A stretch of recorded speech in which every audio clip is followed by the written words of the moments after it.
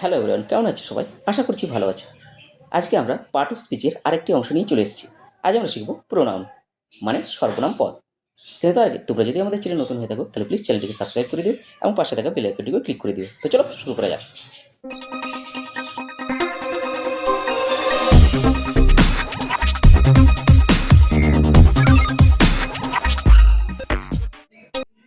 Pronoun হলো এক বা একাধিক নাউনের পরিবর্তে ব্যবহৃত শব্দ, যা নাউনের মতোই কোনো ব্যক্তি, বস্তু, স্থান, বিষয় বা ধারণাকে নির্দেশ করে।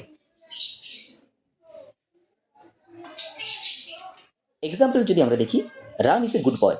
রাম একটি নাউন, কিন্তু তারপরেই দেখো কি রয়েছে, he goes to school everyday, অর্থাৎ হি একটি প্রোনাউন যেটি রামের পরিবর্তে বসেছে।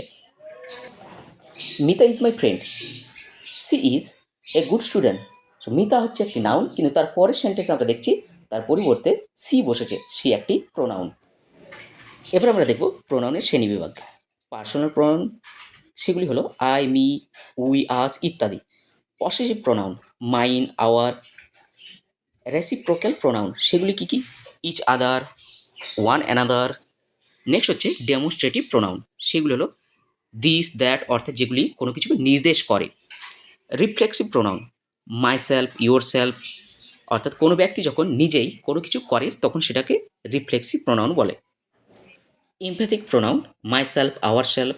নেক্সট ইন্টারোগেটিভ প্রোনাউন, যেগুলি ডাব্লিউএইচ ওয়ার্ড দিয়ে শুরু হয়, হু, হুম ইত্যাদি।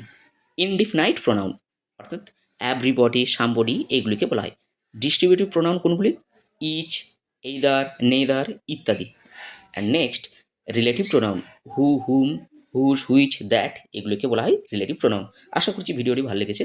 যদি ভালো লেগে থাকে প্লিজ চ্যানেলটিকে সাবস্ক্রাইব করে দিও এবং লাইক, কমেন্ট ও শেয়ারও করে দিও।